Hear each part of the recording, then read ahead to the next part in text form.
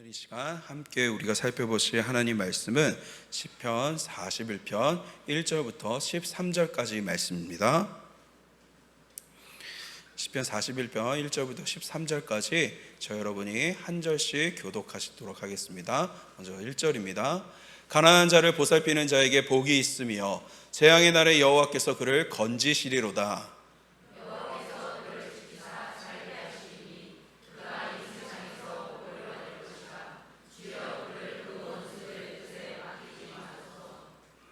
여호와께서 그를 병상에서 붙드시고 그가 누워있을 때마다 그의 병을 고쳐 주시나이다.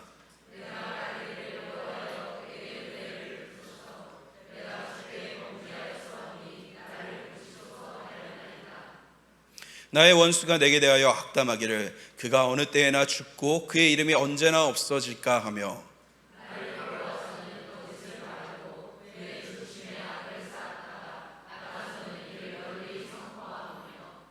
나를 미워하는 자가 다 하나같이 내게 대하여 수군거리고 나를 해하려고 꾀하며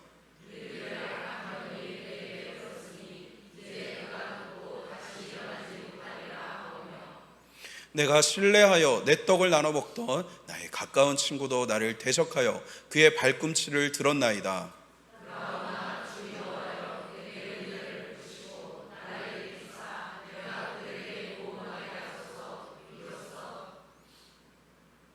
내 원수가 나를 이기지 못하오니 주께서 나를 기뻐하시는 줄을 내가 알았나이다.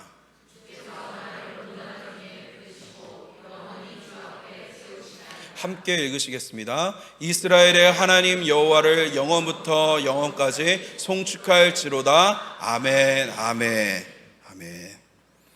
네, 오늘 이 금요일 기도의 자리에 나오신 모든 분들을 진심으로 환영하고 축복합니다. 혹시 그동안 기도의 자리에 나오지 못하다가 오늘 이 자리에 나오신 분들도 계실지 모르겠습니다. 보통 우리가 평상시에 기도를 하기도 하지만 어떤 때 우리가 더욱 열심히 이 기도를 하게 됩니까? 무엇인가 살아가면서 나와 우리 가족들 혹은 정말로 친하게 교제하던 분들의 삶에 어려움이 생겼을 때 우리가 전심으로 하나님 앞에 나와 더욱 뜨겁게 기도하게 됩니다.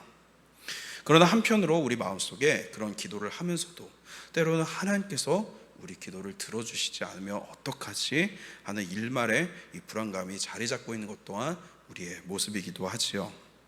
그런데 오늘 본문을 보니까 이런 간절한 상황에서 하나님께서 우리의 기도를 들으시고 구원해 주신다는 내용이 눈에 띕니다. 오늘 본문 1절부터 3절까지 다시 한번 같이 읽도록 하겠습니다. 가난한 자를 보살피는 자에게 복이 있으며 재앙의 날에 여호와께서 그를 건지시리로다. 여호와께서 그를 지키사 살게 하시리니 그가 이 세상에서 복을 받을 것이라. 주여 그를 그 원수들의 뜻에 맡기지 마소서. 여호와께서 그를 병상에서 붙드시고 그가 누워있을 때마다 그의 병을 고쳐주시나이다. 아멘.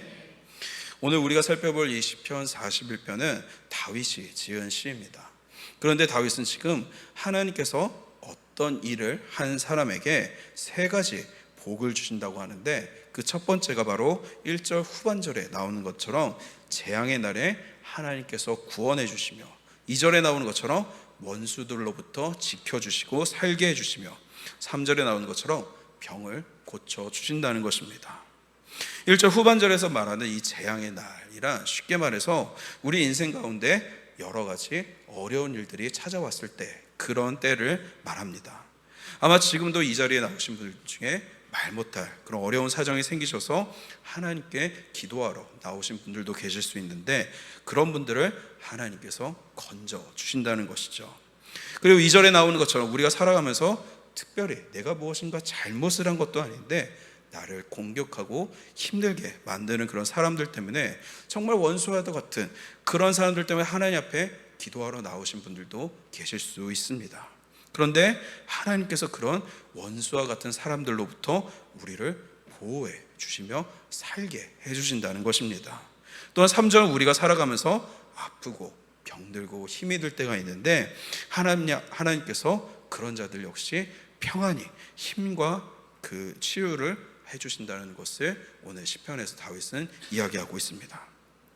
그런데 재미있는 것은 다윗은 오늘 본문에서 나오듯이 어떤 특정한 일을 한 자에게 바로 하나님께서 이런 복을 부어주신다고 당당하게 선언을 하는데, 그 일이 어떤 일입니까? 우리 화면을 보면서 다시 한번 본문 1절 상반절을 한번 읽어봅시다. 가난한 자를 보살피는 자에게 복이 있으며. 아멘. 지금 다윗은 가난한 자를 보살피는 자에게 바로 앞서 이야기한 그 세 가지 복이 따라오게 됨을 우리에게 알려주고 있습니다. 그런데 갑자기 다윗은 왜 시편 41편에서 이런 복의 내용에 대해서 선포하고 있는 것일까요? 여러분, 우리가 이전에 하나님 나라 큐티를 통해서 살펴보았던 시편 1편이 어떤 내용으로 시작하였는지 기억하고 계십니까? 우리 시편 1편 1절과 2절 내용을 한번 같이 읽어볼까요? 복 있는 사람은 악인들의 꾀를 따르지 아니하며 죄인들의 길에 서지 아니하며 오만한 자들의 자리에 앉지 아니하고 오직 여호와의 율법을 즐거워하여 그의 율법을 주야로 묵상하는도다. 시편은 복의 내용으로 시작을 합니다. 누가 정말로 행복한 사람인가? 바로 세상에 악한 것들이 아닌 오직 여호와의 율법을 즐거워하여 그의 율법을 주야로 묵상하는 사람이 행복한 사람이라고 선언하며 시편이 시작되고 있는 것이죠. 이 시편 1편은 시편 전체의 서론이자 시편이 어떻게 흘러갈지를 알려주는 아주 중요한 관문 역할을 하고 있는데, 그런 중요한 시편 1편에서 복 있는 사람에 대해서 시작을 하여 이 시편 5권 중에 1권의 마지막에 해당하는 오늘 우리가 살펴보고 있는 이 시편 41편에서 역시나 복에 대한 내용으로 마무리를 짓고 있는 것입니다. 그런데 앞서 시편 1편에서 악한 길을 따르지 않고 하나님의 말씀을 주야로 묵상할 때 하나님께서 최고의 축복이니 평안을 누릴 수 있다고 우리에게 알려주고 있는데, 시편 41편에서는 1편과 달리 가난한 사람들을 돌볼 때 복이 있다고 알려주고 있습니다. 이것은 무엇을 의미하는 것일까요? 시편 1편은 우리가 하나님의 피조물로서 하나님이 주시는 복을 누리는 우리가 살아가는 데 있어서 가장 기본적인 조건을 알려주는데, 그것이 바로 하나님의 말씀을 묵상하며 따르는 삶입니다. 말씀을 즐거워하여 묵상한다라는 것은 다른 말로 바꾸어 말하자면 하나님을 사랑한다는 뜻과 같습니다. 그러나 하나님은 거기서 더 나아가 우리가 그렇게 하나님을 사랑하듯이 이웃을 사랑하며 실천하는 삶을 살아가기를 바라시고 계시는 것이죠. 따라서 시편 41편은 1편과 지금 다른 이야기를 하는 것이 아니라 1편에서 말한 이 하나님을 사랑하여 그 말씀을 즐거이 묵상하는 성도가 그 말씀에 담긴 뜻대로 이웃을 사랑하며 살아가는 그 삶이 우리에게 진정한 복된 삶이라는 것을 알려주고 있는 것입니다. 하나님과의 관계가 온전한 자는 이 이웃과의 관계에서도 온전한 그 모습을 보이게 된다는 것이죠. 이는 십계명에서도 잘 드러납니다. 십계명의 1계명에서부터 4계명까지 하나님에 대한 계명을 이야기하고 이어서 5계명부터 10계명까지는 사람에 대한 계명을 알려주고 있습니다. 즉 그리스도인은 처음에는 이 하나님과 나와의 관계를 시작으로 점점 더 이 이웃을 향한 사랑의 실천으로 믿음이 성숙하여 나아간다는 것을 성경은 우리에게 계속하여 알려주고 있는 것이죠. 그런데 오늘 시편은 이웃사랑에 대한 실천으로 그 이웃 가운데서도 특별히 가난한 자에 대해서 이야기하고 있습니다. 이 다윗이 이야기하고 있는 가난한 자는 누구를 지칭하는 것일까요? 이 가난한 자라고 번역된 히브리어 다르라는 단어는 구약 성경에서 이곳에서 처음 등장하는 단어입니다. 이 단어는 기본적으로 천하다, 약하다라는 이런 뜻을 가지고 있는데, 즉 이 단어는 지금 강자와 대조되는 약자, 그 가진 자와 대조되는 없는 자, 건강한 자와 대조되는 병자 등 모든 물질적인 가난함을 넘어서 세상 속에서 무시당하고 버림받은 천하고 약하고 가난한 이 삶이 위태로운 모든 연약한 사람들을 축약해서 표현하고 있는 것이죠. 지금은 그래도 여러 가지 법으로 빈곤계층이 잘 살아갈 수 있도록 어떤 대책들이 마련되어 있지만, 고대 사람들은 이런 빈곤하고 연약한 자들을 별로 도울 생각을 하지 않았던 것 같습니다. 왜냐하면 이는 욥기에서 욥의 세 친구들의 이 반응에서도 잘 나타나듯이, 고대 사람들은 무엇인가 일이 잘 풀리지 않거나 병이 들고 나약한 그런 사람들은 하나님께 그 사람이 어떤 심각한 죄를 저질러서 그에 따른 심판을 받고 있구나 하고 생각했기 때문입니다. 따라서 그런 죄인들을 관심을 가지고 돌본다는 생각 자체를 하기 어려웠을 것입니다. 그래서 모든 것을 잃어버린 욥도 위로보다 어떻습니까? 그 친구들로부터 비난과 정죄를 당했던 것이죠. 그런데 다윗은 이런 사람들을 보살피는 사람이 복이 있다고 합니다. 앞서 말한 것과 같은 그런 인식들을 가지고 있었던 시대에 다윗은 어떻게 이런 생각을 할 수 있었던 것일까요? 그것은 다윗이 세상의 지식이나 어떤 가치를 따르는 사람이 아니라 시편 1편의 이 말씀처럼 하나님의 말씀을 잘 묵상하고 그 뜻을 깨달아 행하는 복이 있는 사람이었기 때문입니다. 성경을 보시면 하나님께서는 이 가난한 자들을 보호하시는 일에 너무나도 관심이 많으시다는 것을 우리는 알 수 있습니다. 성경에서 대표적으로 가난한 자들을 가리키는 세 가지 단어가 있죠. 바로 고아와 과부와 나그네입니다.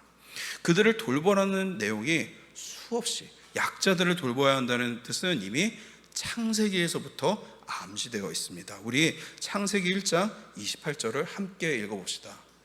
하나님이 그들에게 복을 주시며 하나님이 그들에게 이르시되 생육하고 번성하여 땅에 충만하라. 땅을 정복하라. 바다의 물고기와 하늘의 새와 땅에 움직이는 모든 생물을 다스리라 하시니라. 아멘. 이 구절은 하나님께서 사람을 창조하시고 주신 첫 지상명령으로 잘 알려져 있습니다. 하나님께서는 우리에게 생육하고 번성하여 땅에 충만하라고 명령을 하십니다. 그런데 여러분, 다른 이웃들은 어떻게 살던 우리가 상관하지 않고 그들을 무시한 채 나 혼자만 잘 살려고 노력하는 것이 이 땅을 충만하게 하는 그런 일일까요? 당연히 그렇지 않을 것입니다. 우리는 나 스스로는 물론이고 동일한 이 하나님의 형상으로 지음받은 우리 주변 이웃들 역시 생육하고 번성하여 땅에 충만할 수 있도록 서로를 도우며 살아가야 하는 것입니다. 따라서 지금 생육하고 번성하는 일에 어려움을 겪고 있는 이웃들이 있다면 당연히 그들의 어려움을 외면하지 말고 그들이 다시금 이 하나님의 명령을 따라 살아갈 수 있도록 돕는 것이 하나님의 뜻에 순종하는 삶이라고 할 수 있습니다. 그뿐만이 아닙니다. 하나님께서는 자칫 애매할 수 있는 이런 도움을 어떻게 우리가 실천하며 살아가야 될지 성경 곳곳에 기록해 두었는데, 그 예로 신명기 24장을 보시면은 추수할 때 모든 것을 다 남김없이 추수하는 것이 아니라 어떻습니까? 가난한 자들이 그것을 먹고 살아갈 수 있도록 일부를 남겨두도록 하셨고, 또 그 신명기 14장을 보시면은 11조를 거둘 때도 정기적인 이 11조 외에도 3년에 한 번씩은 가난한 자들을 위한 11조를 따로 걷어서 그것을 각 성읍에 저축해 두었다가 가난한 사람들을 위해 적절하게 사용하라고 지시하시고 계십니다.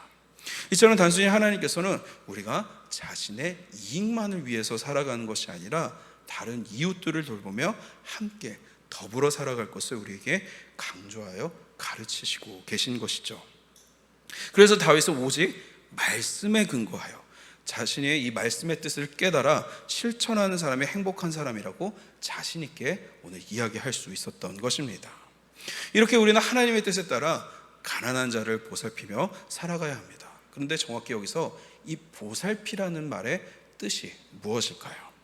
여기서 가난한 자를 보살핀다는 말은 일회성으로 우리가 얼마쯤 그를 위해서 돈이나 어떤 물질을 내놓는다 정도의 개념이 아니라 대체 무엇이 이 사람들을 가난하게 만들고 있는지, 그들이 일어설 수 없도록 만드는 그 문제가 무엇인지를 철저하게 살펴서 그들이 실제로 도움이 될 만한 일들을 지속적으로 행하라는 것입니다. 즉 선행을 하는 데 있어서 한 번 하고 많은 그런 것이 아니라 꾸준하게 밀고 나가며 어떠한 역경 속에서도 포기하지 않고 꿋꿋하게 인내할 것을 우리에게 요구하고 계신 것이죠. 세상 사람들도 단순한 동정이나 우월감으로 얼마든지 누구를 도와줄 수 있습니다. 그러나 하나님께서 말씀하시는 도움의 차원은 그것을 뛰어넘은 정말로 이웃을 내 몸같이 사랑하며 여기며 도와주시기를 바라고 계신 것이죠.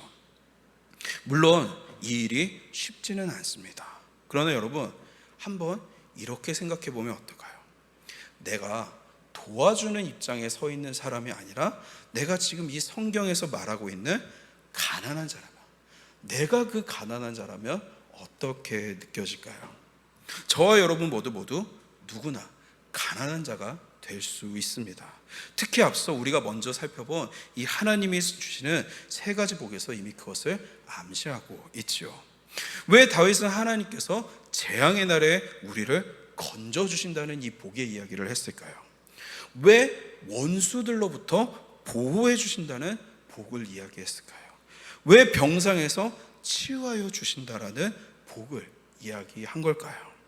그것은 하나님의 말씀에 순종하며 살아가는 복 있는 사람일지라도 우리가 살아가는 동안 이런 일들로부터 결코 자유로울 수 없다는 것입니다. 왜냐하면 세상이 지금 제 가운데 하나님으로부터 멀어져 있기 때문입니다. 우리가 지금 새벽마다 살펴보고 있는 로마서에서 바울이 계속해서 거듭하여 강조하여 이야기하는 것처럼 지금 세상은 죄 아래에서 하나님을 멀리하고 하나님을 인지할 능력을 상실한 채 살아가고 있기 때문입니다. 그런 죄성으로 가득 찬 세상을 살아가고 있다 보니 언제든지 나에게 그런 재앙의 날이 찾아올 수 있고 원수들이 나를 짓누를 수 있으며 심한 병환으로 고생할 수 있다는 것입니다. 그리고 놀랍게도 이 모든 상황은 지금 다윗이 이미 겪고 있는 상황이었습니다. 4절에서 내가 말하기를 여호와여 내게 은혜를 베푸소서 내가 주께 범죄하였사오니 나를 고치소서 하였나이다 라며 지금 다윗은 무엇인가 이야기할 수 없는 뭔가 알 수 없는 큰 질병으로 고통 중에 있으며 또 9절을 보시면 내가 신뢰하여 내 떡을 나눠 먹던 나의 가까운 친구도 나를 대적하여 그의 발꿈치를 들었나이다 라며 자신이 신뢰하던 그 가까운 친구조차도 이제 원수가 되어서 자신을 대적하고 있는 그런 상황이라고 합니다. 말 그대로 그 대단한 믿음의 사람이자 한 나라의 왕이었던 이 다윗조차도 스스로의 힘으로 이겨낼 수 없는 재앙의 날을 겪고 있었던 것입니다. 만약 여러분이 지금 이 다윗을 만난다면 뭐라고 위로의 말을 건네시겠습니까? 혹 저와 여러분이 지금 이 다윗과 같은 사람이라면 이 상황을 어떻게 하면 이겨낼 수 있을까요? 고난이 즐겁고 기쁠 수는 없습니다. 그러나 이 고난 가운데서 중요한 것은 우리가 어떻게 반응하느냐입니다. 이런 때에 내가 무엇을 바라보고 무엇을 믿고 행하느냐가 정말로 중요한 것이죠. 그것이 나의 신앙이 지금 어떤 상태인지를 알 수 있는 중요한 바로미터가 되기도 합니다. 누군가는 이런 상황에서 자신을 자책하는 것으로 반응할 때도 있습니다. 혹은 반대로 지금 자신을 대적하는 다른 사람이나 또 자신이 살아온 여러 가지 지금 환경 등을 탓하면서 원망하고 불평하는 것으로 반응을 할 수도 있죠. 아마 이 자책하거나 누구를 원망하는 그런 일들은 누가 가르쳐 주지 않아도 저와 여러분 모두 아마 이미 해보셨을 것입니다. 하지만 우리는 이런 선택 말고 또 하나의 세상 사람들은 하지 못하는 또 하나의 선택을 할 수 있습니다. 바로 고통 가운데서도 고난 가운데서도 여전히 나와 함께하고 계시는 하나님을 바라보는 것입니다. 오늘 다윗은 너무나도 힘겨운 이 고난 중에도 하나님 앞에 세 가지 반응으로 나아가는데 하나님의 약속의 말씀을 기억하는 것, 두 번째로 하나님의 은혜를 의지하여 믿음으로 기도하는 것, 세 번째로 하나님께서 내 기도에 응답하실 것을 확신하며 감사와 찬양을 드리는 것입니다. 고난 중에서 우리는 그 어떤 것보다도 먼저 하나님의 약속의 말씀을 기억해야 합니다. 앞서 우리가 살펴본 이 1절에서 3절도 사실 다윗이 그 무엇보다 먼저 하나님의 약속의 말씀을 기억하며 하나님 앞에 나아간 것입니다. 하나님, 분명히 말씀 가운데 하나님 가난한 자를 보살피는 자에게 복을 주시는 그런 분이시라고 말씀하지 않으셨습니까? 주님, 저를 보십시오. 제가 바로 지금 그 재앙의 날에서 원수들의 손에서 건짐을 받고 병원에서 치유되는 그 회복이 긍휼이 필요한 가난한 자입니다. 주님, 저를 건져 주시옵소서 하고 하나님의 그 약속의 말씀을 의지하여 자신에게 그런 회복과 구원을 내려달라고 하나님 앞에 다윗이 나아간 것이죠. 그런데 여기서 우리가 한 가지 주목해야 할 점이 있습니다. 우리 4절을 다시 한번 읽어봅시다. 내가 말하기를 여호와여 내게 은혜를 베푸소서 내가 주께 범죄하였사오니 나를 고치소서 하였나이다. 앞선 고백과 달리 지금 다윗은 하나님 앞에 무엇인가 말할 수 없는, 우리가 뭔가 알 수 없는 죄를 저지른 상태인 것 같습니다. 아니 그렇게 하나님의 은혜의 말씀을 기억하고 이야기한 다윗 자신은 너무나도 뻔뻔하게 자신이 지금 죄를 저질러 놓고 하나님의 복을 바라고 있는 것입니다.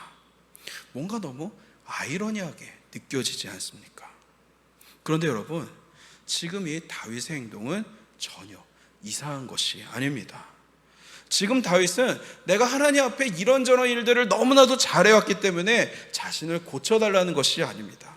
내가 하나님 말씀대로 지금 가난한 자들을 잘 보살펴왔고 약자들을 잘 돌보았으니 주님, 나의 이 공로를 보시고 나를 고쳐주십시오 라고 하는 것이 아닙니다.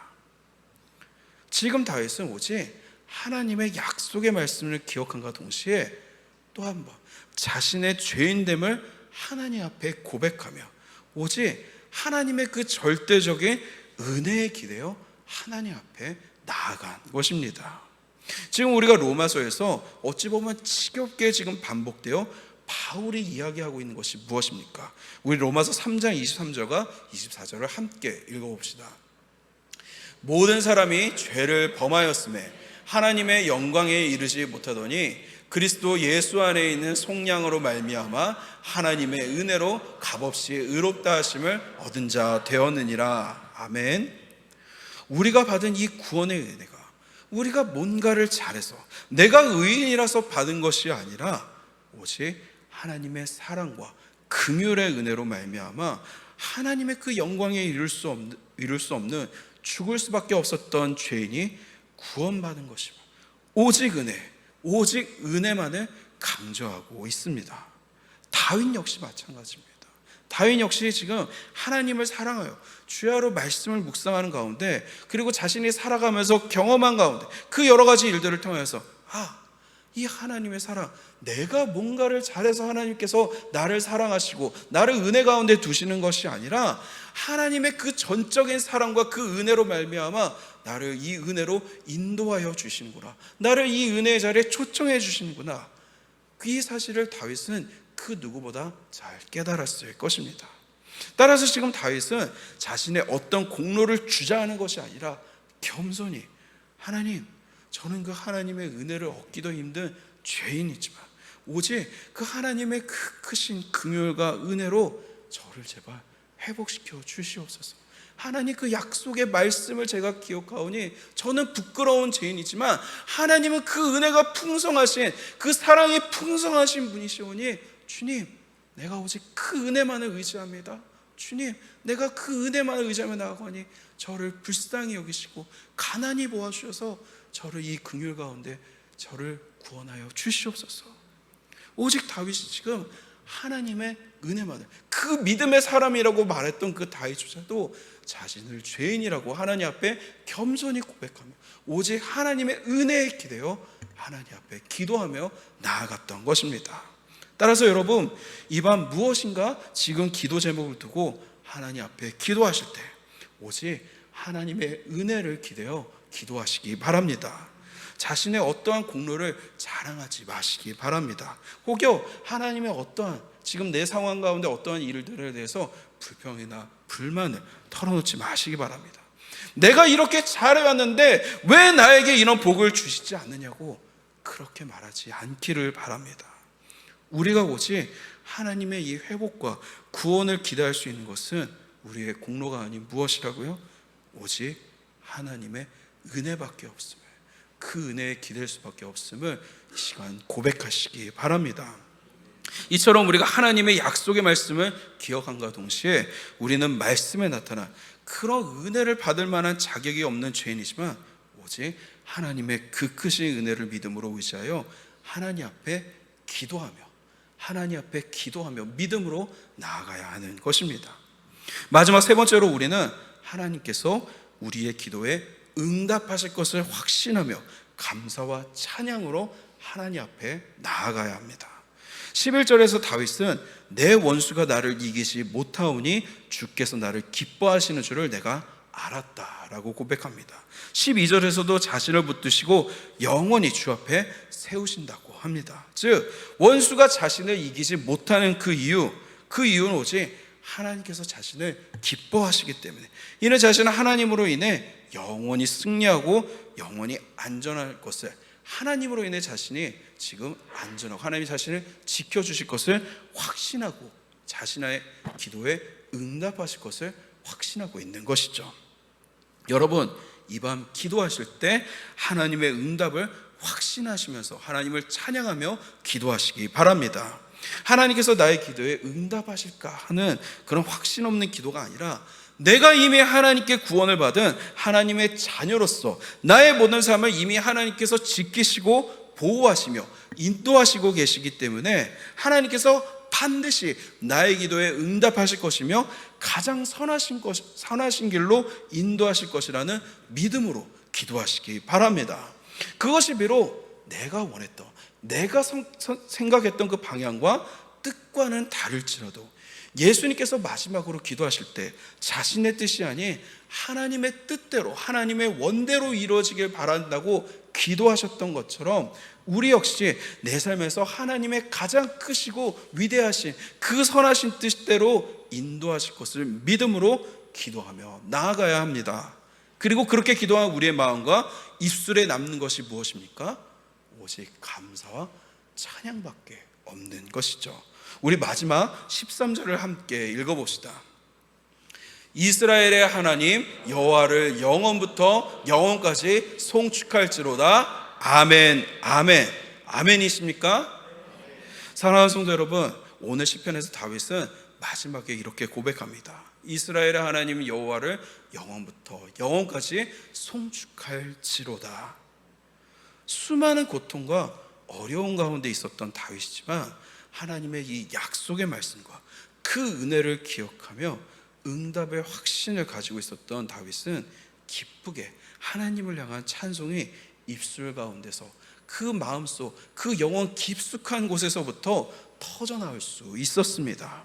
우리가 다윗처럼 영원히 변치 않는 우리를 향한 이 하나님의 은혜와 능력, 그리고 무엇보다 우리에게 주신 분명하고도 확실한 이 하나님의 약속의 말씀을 우리가 붙들기만 한다면 우리는 고난 중에서도 다윗처럼 하나님을 향한 기쁨과 감사가 넘치는 예배자로 당당히 설 수 있으며, 그런 우리의 삶을 하나님께서 가장 좋은 것으로 채워주실 것을 믿습니다. 혹시 여러분, 나는 행복합니다, 나는 행복합니다, 이 노래를 혹시 알고 계시는지요? 목사로 사역하시기도 하셨던 가수 윤향기 님의 노래인데, 최근에는 이 야구팀 중에 한화 이글스라는 그 팀의 응원가로도 아주 유명했습니다. 이 노래가 왜 대중들에게 더 유명해졌냐면, 이 한화라는 팀이 몇 년 동안 계속 꼴찌를 하는 와중에 이 팬들이 상당히 긍정적인 나는 행복합니다, 사실 너무나도 아이러니한 이 노래를 통해 응원하면서 이 노래가 상당히 주목을 받게 되었지요. 다행히 올해는 이 하나라는 팀이 좋은 성적을 내고 있는 편이지만 워낙 오랫동안 이 꼴찌, 안 좋은 성적을 내면서 내는 가운데 이런 노래를 불렀기 때문에 하나 팬들은 오히려 이 노래로 다른 팀들 팬들에게 놀림거리이자 웃음거리가 되기도 했습니다. 그런데 여러분, 우리는 어떻습니까? 현대에 우리가 하나님을 믿는 성도로서 살아가는 우리들도 세상에서 비난을 받고 비웃음을 받을 때가 있지 않으신지요? 야, 하나님이 정말로 계시냐? 야, 그런데 네가 왜 이런 어려움을 겪냐? 야, 쓸데없이 찬송하고 예배하고 헌금으로 돈 낭비하지 말고 차라리 그 시간에 더 어떻게 그 일들을 좀 해결할지 노력을 해라, 노력을. 그렇게 하나님 앞에 믿음으로 나아가려는 우리의 모습을 헐뜯고 비웃을 때가 있지 않지요? 그러나 우리는 단호하게 행복하다고 기쁘게 우리는 이야기할 수 있습니다. 오히려 그들을 바라보면서 우리는 안타까워할 수 있습니다.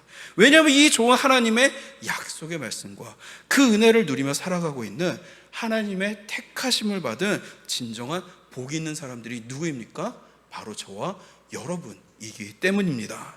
따라서 우리는 그런 어떤 야구 팬들과 달리 진리의 말씀과 하나님의 살아계심을 두고 진심으로 나는 행복하다고, 나는 정말로 너무나도 행복하다고, 내가 고난 중에 있을지라도 나는 행복한 사람이라고 세상에 소리 높여 하나님 앞에 찬양하고 감사하며 우리는 당당하게 기쁨으로 그 상황들을 견디며 이겨낼 수 있는 것입니다. 여러분, 한번 이 시간에 하나님 앞에 큰 소리로 고백합시다. 나는 하나님으로 인해 행복합니다. 한 번 더 우리 고백해 볼까요? 나는 하나님으로 인해 행복합니다. 아멘이십니까? 이 밤 비록 이전까지 내 삶 가운데 어떠한 고난과 역경이 있었을지라도 이 시간 이 말씀 가운데 분명하게 드러나 나를 향하신 이 하나님의 약속의 말씀과 은혜를 확신하면서 불평과 불만이나 낙심이 아니라 기쁨의 찬양과 감사로 하나님께 영광을 돌리시는 행복한 저와 여러분 다 되실 수 있기를 우리 주님의 이름으로 축원합니다.